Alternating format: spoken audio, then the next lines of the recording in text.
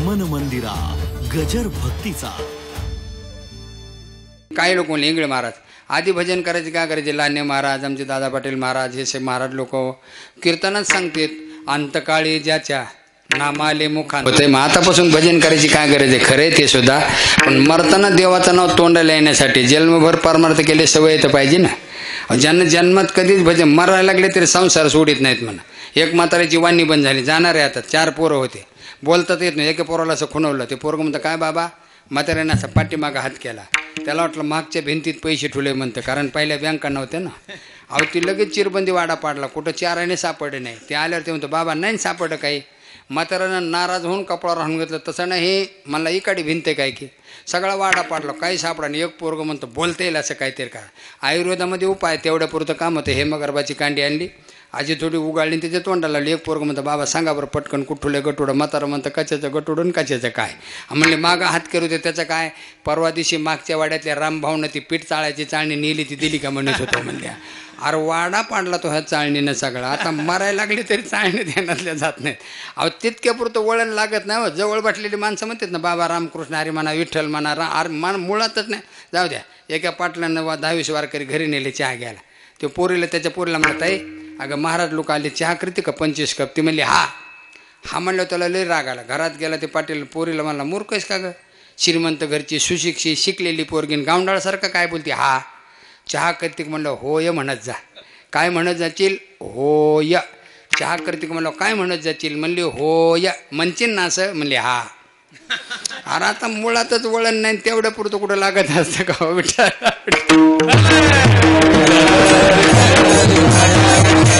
मारायला लागले ते देवाचं नाव घेत नाहीत. आणि मला शेवट गोड कसा झाला ह्याच्यावर अवलंबून आहे. राम राम 2 अक्षरे, राम राम 2 अक्षरे,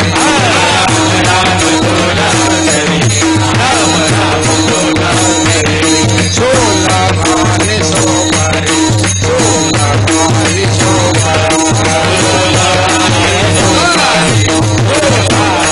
सोपारे, जागा मागिलिया पारे, जागा मागिलिया पारे, शेवटाचे तीच गोड खरे गा.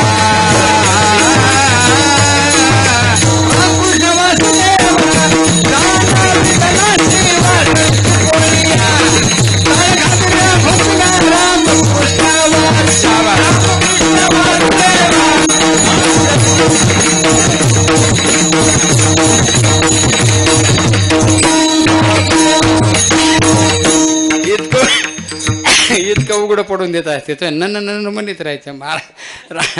शेवट तिचे गोड तेच खरे गा. म्हणून त्याचा विचार या जन्मात करा. तो का म्हणे धरी आठवया देही, नाही तरी काही बरे नव्हे.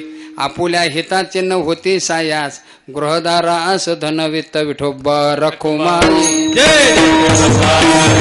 होते. मग आतापासून भजन करायची काय गरज आहे, खरं आहे ते सुद्धा. पण मरताना देवाचं नाव तोंडाला येण्यासाठी जन्मभर परमार्थ केले सवय तर पाहिजे ना.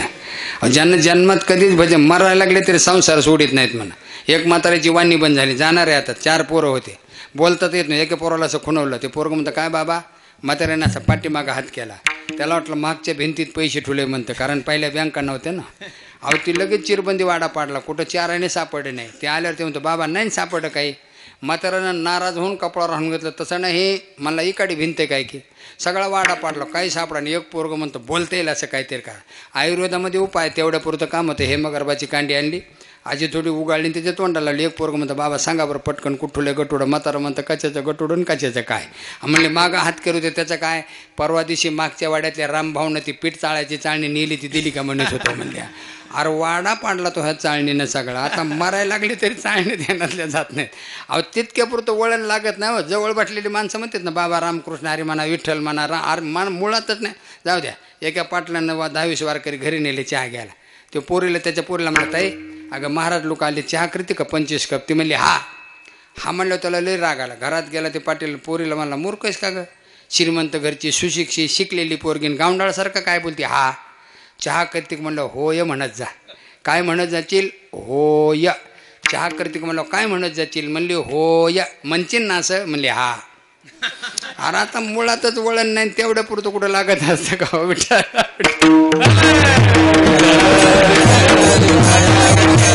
मारायला लागले ते देवाचं नाव घेत नाहीत. आणि मला शेवट गोड कसा झाला ह्याच्यावर अवलंबून आहे. राम राम दोन अक्षरे, राम राम दोन अक्षरे,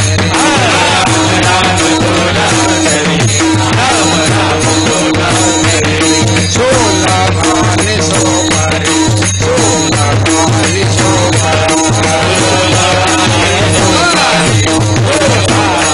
सोपारी, जागा मागिलिया पारी, जागा मागिलिया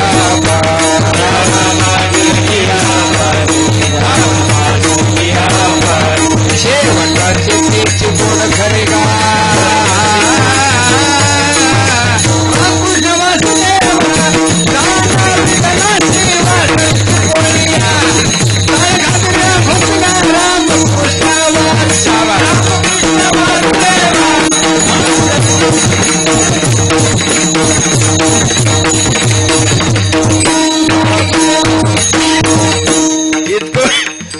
इतकं उघडं पडून देत असते तो न म्हणत राहायचं. शेवटीचे गोड तेच खरे गा. म्हणून त्याचा विचार या जन्मात करा. तो का म्हणे धरी आठवया देही, नाही तरी काही बरे नोहे. आपुल्या हिताचे न होते सायास, गृहदारा अस धनवित्त विठोबा रखुमा. केलेला असताना मी कशा करा सांग, जी वस्तू ज्या कामासाठी मिळाली त्याच्यासाठी वापर झाला नाही तर वस्तू मिळून उपयोग नाही. यासाठी पुराणातला दृष्टांत देऊ लागला. आणि त्यानं कवच कुंडल दान मागितले. महाराज ज्या कवच कुंडलावर स्वतःचं जीवन आहे ह्याचा काहीच विचार न करता कर्णानं दान देऊन टाकले. म्हणून म्हणतात कर्णासारखा औदार्यवान नाही, भीमासारखा बलवान नाही, मदनासारखा रूपवान नाही, भगीरथासारखा कर्तृत्वान नाही, तुकाराम महाराजसारखा वैराग्यवान नाही. महाराज त्यानं दान देऊन टाकलं. आणि मग इंद्र प्रसन्न झाला. त्याला वाटलं आता कौरव संपले. म्हणजे कर्णा काय पाहिजे माग, तुम्हाला काय पाहिजे? मला बालपणीचा मित्र आहे दुर्योधन राजा, आणि काय पाहिजे? द्यायचंच असेल अर्जुन ज्यानं मरण असं शस्त्र द्या. ते म्हणलं बरं झाला का ताप, अर्जुनाला वाचवायसाठी झुकुटानं केलं आहे. आणि माग म्हणलं होतं दिल्याशिवाय भागत नव्हतं. तो मला ठीक आहे देतो, पण तुला एकच वेळाला वापर करता येईल, दुसऱ्यांदा उपयोग होणार नाही. तो म्हणला ठीक आहे. अर्जुनाचं काम झालं तरी भागलं. महाराज शस्त्र दिलं. त्यानं दुर्योधनाला सांगितलं. इतका आनंद झाला सगळ्यांना. पण आता महाराज इकडं आमचा भगवान भक्ताचा पाठी राखा. सूर्योदय होण्याच्या अगोदर सगळे पांडव एकत्रित केले. सांगते राजा धर्मा, आज कौरवाबरोबर युद्ध करायला तुम्ही कोणी न जाता भीमाचा जो मुलगा हिडेमिडे राक्षसीचा घटोत्कच काय त्याला पाठवा. धर्मराजा देवा एवढ्या कवळ्या वयातला मुलगा, त्याच्या होटावर मिशी फुटली नाही. आणि आम्हाला युद्ध भगवान म्हणले सांगतो तेवढं करा, नागावपणा कशाला करता, मिशी फुटली नाही. मिशाचा आणि युद्धाचा काय संबंध आहे? काय सगळेच मिशावाले युद्ध करतात असं वाटतं का तुम्हाला? काही कुठं उदाहरण? अहो लई डोकेबाज माणसं आहेत म्हणा. विनोद एक पोरग बहीण भावंड एसटीत प्रवास करत होते. ते पोरग कंडक्टर म्हणलं साहेब एक हाफ तिकीट द्या आणि एक फुल द्या. कंडक्टर म्हणलं हाफ कुणाचं? म्हणलं माझं द्या. माझ्या बहिणीचं फुल द्या. कंडक्टर म्हणला लाज वाटते का हाफ तिकीट मागायला? होटावर मिशा फुटल्यात आणि हाफ तिकीट मागतो. म्हणलं असं असेल तर माझं फुल द्या, माझ्या बहिणीचं हाफ द्या. तिच्या होटावर कुठं मिशा आहेत म्हणा. तर काय मिशावर कुठं कीर्तन तिकीट असतात? त्यांना सांगितलं उगा आगावपणा कशाला करता, सांगतो तेवढं करा. नावीला झाला. घटोत्कच त्याला पाठवलं महाराज. आणि त्यानं कौरव सैन्य जर्जर करून सोडलं. आणि मग दुर्योधनानं सांगितलं ते शस्त्र आणले सोड ना. हे अर्जुनासाठी आणले. सोड म्हणले. सगळ्या सैन्याची विल्हेवाट लावली आणि काय करायचं? महाराज ते शस्त्र घटोत्कचावर सोडलं. घटोत्कच जागेवर गतप्राण झाला. सगळ्या कौरव सैन्याला आनंद झाला. पण कर्ण नाराज होता, दुःखी होता. का? तो शस्त्र दिलं कोणासाठी होतं आणि वापर कोणासाठी झाला? तसा नरदेव भजनासाठी वापर आहे संसारात. विठ्ठल विठ्ठल झाला फाटाबाटिकेचा. म्हणून सगळ्यांना विनंती आहे, आपला एक दिवस ठरलेला असं जाणून वागा. मग पवित्र असा नरदेव मिळाला. पवित्र तुळशीच्या माळी गळ्यात घाला. पवित्र अंतकरणाने परमार्थ करा. आणि तीन आधार विचारानं वागू नका. मद्यपान करू नका. मांसाहारी बनू नका. भावी पिढी बिघडू नका. संसार उद्ध्वस्त करून विनंती करतो. थांबतो. माऊलीचं भजन होईल, भैरे होईल. पुढील कार्यक्रमाची काही सूचना दिल्या जाईल. आणि दुसरी गोष्ट मी तुम्हाला बोलत बोलत सांगून गेलो. तुम्हाला माहिती आहे तुमच्या सर्वांच्या आशीर्वादाने पूर्ण महाराष्ट्र, गुजरात, कर्नाटक, मध्य प्रदेश, आंध्र जिकडे फिरतो महाराष्ट्री भाषा कळते. आता कॅसेटला काही महत्त्व राहिलं नाही. 30-35 कॅसेट होत्या. टेपच्या CD झाल्या, DVD झाल्या, मेमरी झाल्या. आता यूट्यूबवर नाव टाकून लोक सगळी कीर्तनं त्याच्यावर ऐकतात. त्याच्यामुळे कॅसेटचं महत्त्व संपलं. फक्त विनोदाचं पुस्तक आहे 1 ते 6 भाग 1988 पासून. आता 6 पुस्तकाचं एकच मोठं केलं. पहिले सुट्टे होते, सुट्टे आताही काही लोक म्हणले वेगवेगळं करा म्हणजे घेणाराला सोपं पडेल. 50 रुपयाला एक पुस्तक व्हायला, बायडिंग फिडिंग खर्च वाढायला, मग 6 पुस्तकाचे 300 रुपये मोजावं लागायले. मग तसं न करता 6 पुस्तकाचं मोठं पुस्तक केले. 200 दृष्टांत आहेत, 250 पेजेचं पुस्तक आणि किंमत आहे 170 रुपये. तरी वरले 20 कमिशनची वजा जाता. फक्त 150 रुपयाला 200 गोष्टीचं पुस्तक मिळणार आहे. माणूस वाचत राहतो, हसत राहतो, पुन्हा पुन्हा वाचतो. आणि तुम्ही बरेच विनोद जे ऐकता ना महाराष्ट्रभरामध्ये टी व्हीवर इकडे तिकडे, ते सगळे विनोद ते पुस्तकातले आणि कॅसेटमधले. कारण 32 वर्ष झालं ना माणूस तो अजून हसण्याची गरज आहे. म्हणून प्रत्येकानं संग्रह ठेवण्यासारखं पुस्तक आहे. कार्यक्रम संपल्यानंतर मला जाण्याची घाई, पार तिकडे लाल करांजा तिकडे जायचं आहे. मग तिथे काय समोर शेळके साहेबाच्या घरासमोर गाडी उभी आहे, तिकडे जाते. विनोदाचं पुस्तक संग्रह ठेवा. दरवर्षी एक डायरी काढतो मी, वैष्णव रोजनीशी, गुढीपाडवा ते पाडवा. फक्त हिंदू संस्कृती लोकांच्या ध्यानात राहावा म्हणून. आपण 31 डिसेंबर 1 जानेवारीला नाचतो, नवं साल सुरू झालं म्हणून. पण खरं हिंदूचं साल सुरू होतं गुढीपाडव्याला. मग ते पंचांग काही माणूस घेऊन फिरू शकत नाही. मग पंचांगाप्रमाणे डायरी येते. पाडव्यापासून पुढे या, पाडव्यापासून पुढची डायरी आहे आणि किंमत आहे फक्त 20 रुपये. प्रत्येकानं ते पंचांग संग्रह ठेवण्यासारखं आहे. म्हणून ते ज्यांना पाहिजे असेल, इच्छा असेल, कार्यक्रम संपल्यानंतर गाडीकडे जा, ते विनोदाचं पुस्तक, ते डायरी संग्रह ठेवा. तुमचा 100% फायदाच आहे ते घेण्यात. पण माझा थोडासा फायदा आहे म्हणून आग्रह करतो मी, घ्या म्हणून. काय फायदा आहे सगळ्याला माहिती आहे. अशोक वंशचे दादा पाटील मुळे महाराज यांना सगळ्याला माहिती आहे. कारण मी आत्तापर्यंत कीर्तनात जेवढी घेतलेली देणगी, याच्यात मिळालेले पैसे सगळे आश्रमामध्ये घालतो. 2 एकरमध्ये आश्रम हे सगळ्याला माहिती. पुस्तकाच्या पाठीमागं चित्र दिलेलं आहे. समाजाचा पैसा समाजासाठीच खर्च करायचा, ही त्या ईश्वराची कृपा आहे. म्हणून मी पोटतिडकीने सांगत असतो, कोणताही महाराज 2 तास काय सांगतो ऐकत जाऊ नका, 22 तास काय करतो बघा. त्याचं ध्येय काय, हेतू काय, आल्याशिवाय जातच नाही. मुळे पाटील, मुळे दादा पाटील, दारा महाराज आले होते, हे भाऊ आलेले आहेत. मी पाटलाला सांगितलं, शेळके पाटलाला घेऊन या तिथं साहेबाला. कशाला बोलिता म्हणले महाराज, माझी काय ओळख नाही होय. आता हाय ना ओळख, नाही कोण म्हणतं आहे. उघड डॉक्टरची ना आपली ओळख म्हणून रस्त्याला भेट द्यायला तिथं टोचून घेता का काय. अहो दवाखान्यात तर गेलं पाहिजे ना. का आमचा बोलण्याचा उद्देश आहे, तुम्ही या बा. हे पैसे सगळे मंदिर आहेत तिथं, गणपती मंदिर, रामलक्ष्मी सीता, राधाकृष्ण, विठ्ठल रुक्माई, तुकाराम महाराज, ज्ञानेश्वर महाराज, गरुड, हनुमान, भगवान. आणि एकमेव आश्रम असा आहे जिथं छत्रपती शिवाजी महाराजाचं मंदिर आहे. माझ्या आश्रमात मी सकाळ संध्याकाळ पूजा करतो शिवाजी महाराजांची. गुरु शिष्य मंदिर आहे. जोग महाराज, दांडेकर मामा, बंकड स्वामी, भगवान बाबा, भीमसिंह महाराज. भीमसिंह महाराज माझे गुरु, मी त्यांच्या शिष्य आहे. खालच्या मंदिरात माझा वट्टा बांधला आहे. मूर्तीसुद्धा आणली, फक्त प्राणप्रतिष्ठा झालेली नाही, नुसती आणून ठेवलेली आहे. वाटेल तर विचारा तुम्ही. हे पैसे सगळे तिथं खर्च होतात. तर जर तुम्हाला वाटत असेल, चला इंगळे महाराजांच्या कार्याला फुकट काही देणगी देण्यापेक्षा हे 150 रुपयाचं पुस्तक, 20 रुपयाची डायरी, आश्रमाची पावती असं समजून घ्या. आणि त्याच्यात जे 4-2 रुपये नफा राहील त्या कार्याला खारीचा वाटा सहकार्य करा. कार्य बघायला अशी विनंती करतो. याच ठिकाणी थांबतो. होकचूक झाली असेल, कमी जास्त वेळ झाला असेल, बोलता बोलता कदा शब्द ओळाकडे गेला असेल तर माफी असू द्या. ना तरी बालक बोबडाबोल का वाकुडा चुका पावली, ते चोज करून मावली, वाकुडे तुकडे बाळकाचे बोल, करी ते नवल मायबाप, नुन ते पुरते, अधिक ते सरते, करून घ्या करविली तैशी केली कटकट, वाकडे कणिटे देव जाणे, पायाच्या प्रसादे, काही बोललो विनोदे, माझ्या क्षमा करणे संते, नव्या अंगबुद्धी, नव्या उपदेश, तुमचे बडवे तुमच्या कृपेचे पोषणे, जन्मजन्म तुकामणी झालेली सेवा, श्रीगुरूंच्या श्रोतक्तांच्या पांडुरंगाच्या माऊलीच्या जगद्गुरू तुकाराम महाराज वैकुंठवासी सौभाग्यवती द्वारकाबाई भाऊसाहेबराव शेळके यांच्या चरणी अर्पण करून याच ठिकाणी थांबतो. ज्ञानेश्वर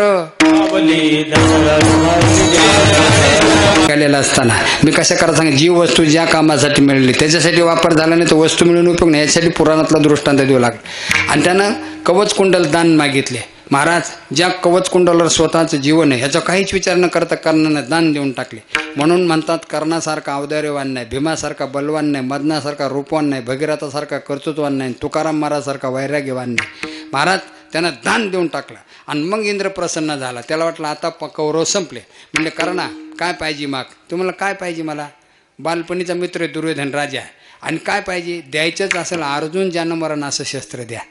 ते म्हणलं बरं झाला का ताप, अर्जुनाला वाचवायसाठी झुकुटानं केलं आहे. आणि माग म्हणलं होतं दिल्याशिवाय भागत नव्हतं. तो मला ठीक आहे देतो, पण तुला एकच वेळाला वापर करता येईल, दुसऱ्यांदा उपयोग होणार नाही. तो म्हणला ठीक आहे. अर्जुनाचं काम झालं तरी भागलं. महाराज शस्त्र दिलं. त्यानं दुर्योधनाला सांगितलं. इतका आनंद झाला सगळ्यांना. पण आता महाराज इकडं आमचा भगवान भक्ताचा पाठी राखा. सूर्योदय होण्याच्या अगोदर सगळे पांडव एकत्रित केले. सांगते राजा धर्मा, आज कौरवाबरोबर युद्ध करायला तुम्ही कोणी न जाता भीमाचा जो मुलगा हिडेमिडे राक्षसीचा घटोत्कच त्याला पाठवा. धर्मराजाने देवा एवढ्या कवळ्या वयातला मुलगा, त्याच्या होटावर मिशी फुटली नाही, आणि आम्हाला युद्ध भगवान म्हणले सांगतो तेवढं करा, नागावपणा कशाला करता, मिशी फुटली नाही. मिशाचा आणि युद्धाचा काय संबंध आहे? काय सगळेच मिशावाले युद्ध करतात असं वाटतं का तुम्हाला? काही कुठं उदाहरण? अहो लई डोकेबाज माणसं आहेत म्हणा. विनोद एक पोरग बहीण भावंड एसटीत प्रवास करत होते. ते पोरग कंडक्टर म्हणलं साहेब एक हाफ तिकीट द्या आणि एक फुल द्या. कंडक्टर म्हणलं हाफ कुणाचं? म्हणलं माझं द्या. माझ्या बहिणीचं फुल द्या. कंडक्टर म्हणला लाज वाटते का हाफ तिकीट मागायला? होटावर मिशा फुटल्यात आणि हाफ तिकीट मागतो. म्हणलं असं असेल तर माझं फुल द्या, माझ्या बहिणीचं हाफ द्या. तिच्या होटावर कुठं मिशा आहेत म्हणा. तर काय मिशावर कुठं कीर्तन तिकीट असतात? त्यांना सांगितलं उगा आगावपणा कशाला करता, सांगतो तेवढं करा. नावीला झाला. घटोत्कचाला पाठवलं महाराज, आणि त्यानं कौरव सैन्य जर्जर करून सोडलं. आणि मग दुर्योधनाने सांगितलं ते शस्त्र आणले सोड ना. हे अर्जुनासाठी आणले, सोड म्हणले. सगळ्या सैन्याची विल्हेवाट लावली आणि काय करायचं? महाराज ते शस्त्र घटोत्कचावर सोडलं. घटोत्कच जागेवर गतप्राण झाला. सगळ्या कौरव सैन्याला आनंद झाला. पण कर्ण नाराज होता, दुःखी होता. का? तो शस्त्र दिलं कोणासाठी होतं आणि वापर कोणासाठी झाला? तसा नरदेव भजनासाठी वापर आहे संसारात. विठ्ठल विठ्ठल झाला फाटाबाटिकेचा. म्हणून सगळ्यांना विनंती आहे, आपला एक दिवस ठरलेला असं जाणून वागा.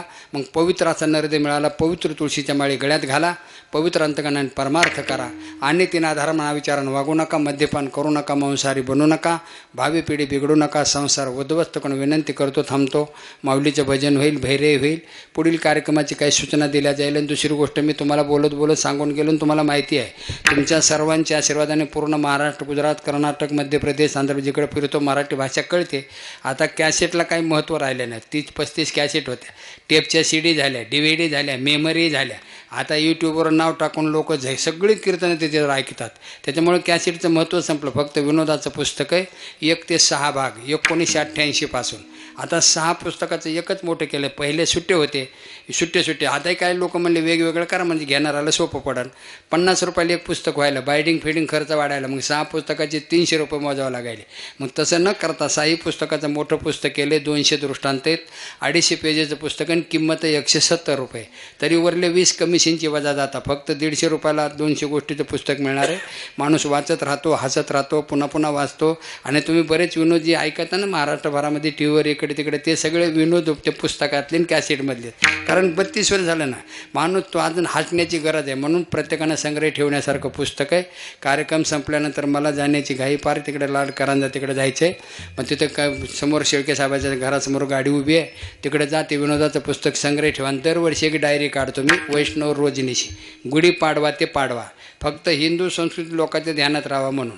आपण 31 डिसेंबर 1 जानेवारीला नाचतो, नवं साल सुरू झालं म्हणून. पण खरं हिंदूचं साल सुरू होतं गुढीपाडव्याला. मग ते पंचांग काही माणूस घेऊन फिरू शकत नाही. मग पंचांगाप्रमाणे डायरी येते. पाडव्यापासून पुढे या. पाडव्यापासून पुढची डायरी आहे. आणि किंमत आहे फक्त 20 रुपये. प्रत्येकानं ते पंचांग संग्रह ठेवण्यासारखं आहे. म्हणून ते ज्यांना पाहिजे असेल, इच्छा असेल, कार्यक्रम संपल्यानंतर गाडीकडे जा. ते विनोदाचं पुस्तक, ते डायरी संग्रह ठेवा. तुमचा 100% फायदाच आहे ते घेण्यात. पण माझा थोडासा फायदा आहे म्हणून आग्रह करतो मी, घ्या म्हणून. काय फायदा आहे सगळ्याला माहिती आहे. अशोक वंशचे दादा पाटील मुळे महाराज यांना सगळ्याला माहिती आहे. कारण मी आत्तापर्यंत कीर्तनात जेवढी घेतलेली देणगी, याच्यात मिळालेले पैसे सगळे आश्रमामध्ये घालतो. 2 एकरमध्ये आश्रम हे सगळ्याला माहिती. पुस्तकाच्या पाठीमागं चित्र दिलेलं आहे. समाजाचा पैसा समाजासाठीच खर्च करायचा, ही त्या ईश्वराची कृपा आहे. म्हणून मी पोटतिडकीने सांगत असतो, कोणताही महाराज 2 तास काय सांगतो ऐकत जाऊ नका. 22 तास काय करतो बघा. त्याचं ध्येय काय, हेतू काय, आल्याशिवाय जातच नाही. मुळे पाटील, मुळे दादा पाटील, दारा महाराज आले होते. हे भाऊ आलेले आहेत. मी पाटलाला सांगितलं, शेळके पाटलाला घेऊन या तिथं साहेबाला. कशाला बोलिता म्हणले महाराज माझी काय ओळख नाही होय. आता आहे ना ओळख, नाही कोण म्हणतं आहे. उघड डॉक्टरची ना आपली ओळख म्हणून रस्त्याला भेट द्यायला तिथं टोचून घेता का काय? अहो दवाखान्यात तर गेलं पाहिजे ना. का आमचा बोलण्याचा उद्देश आहे तुम्ही या बा. हे पैसे सगळे मंदिर आहेत तिथं. गणपती मंदिर, रामलक्ष्मी सीता, राधाकृष्ण, विठ्ठल रुक्माई, तुकाराम महाराज, ज्ञानेश्वर महाराज, गरुड, हनुमान, भगवान. आणि एकमेव आश्रम असा आहे जिथं छत्रपती शिवाजी महाराजाचं मंदिर आहे. माझ्या आश्रमात मी सकाळ संध्याकाळ पूजा करतो शिवाजी महाराजांची. गुरु शिष्य मंदिर आहे. जोग महाराज, दांडेकर मामा, बंकड स्वामी, भगवान बाबा, भीमसिंह महाराज. भीमसिंह महाराज माझे गुरु, मी त्यांच्या शिष्य आहे. खालच्या मंदिरात माझा वट्टा बांधला आहे. मूर्तीसुद्धा आणली, फक्त प्राणप्रतिष्ठा झालेली नाही, नुसती आणून ठेवलेली आहे. वाटेल तर विचारा तुम्ही. हे पैसे सगळे तिथं खर्च होतात. तर जर तुम्हाला वाटत असेल चला इंगळे महाराजांच्या कार्याला फुकट काही देणगी देण्यापेक्षा हे 150 रुपयाचं पुस्तक, 20 रुपयाची डायरी आश्रमाची पावती असं समजून घ्या.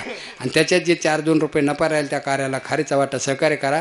कार्य बघायला अशी विनंती करतो. याच ठिकाणी थांबतो. हो चूक झाली असेल कमी जास्त वेळ झाला असेल, बोलता बोलता कदा शब्द ओळखला गेला असेल तर माफी असू द्या. ना तरी बालक बोबडाबोल का वाकुडावी चुका पावली ते चोज करून मावली वाकुडे तुकडे बाळकाचे बोल करी ती नवल मायबाप नुन ते पुरते अधिक ते सरते करून घ्या करविली तैशी केली कटकट वा कडे कणिटे देव जाणे पायाच्या प्रसादे काही बोललो विनोदे माझ्या क्षमा करणे संते नव्या अंगबुद्धी नव्या उपदेश तुमचे बडव तुमच्या कृपेचे पोषणे जन्मजन्म तुकामणी झालेली सेवा श्रीगुरूंच्या श्रोतक त्यांच्या पांडुरंगाच्या माऊलीच्या जगद्गुरू तुकाराम महाराज वैकुंठवासी सौभाग्यवती द्वारकाबाई भाऊसाहेबराव शेळगे यांच्या चरणी अर्पण करून याच ठिकाणी थांबतो. ज्ञानेश्वर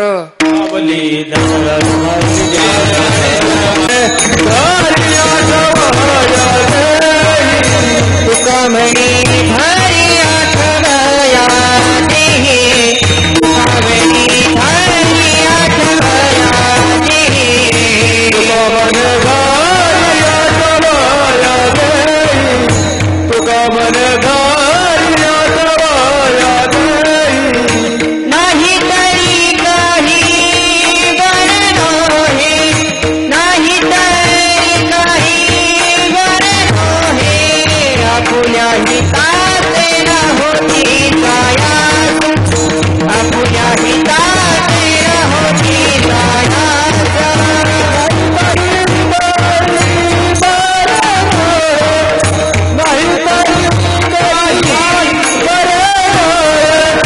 आपुल्या हिताचे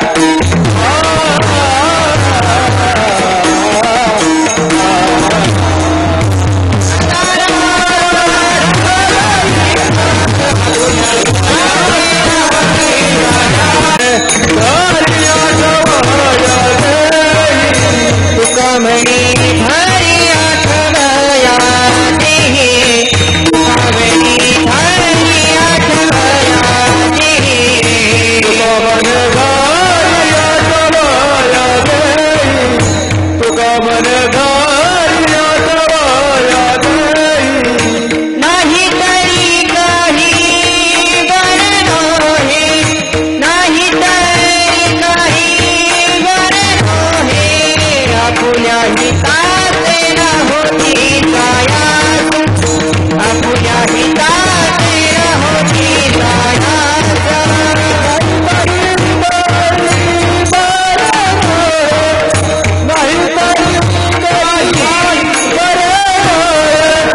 आपुल्या हिताचे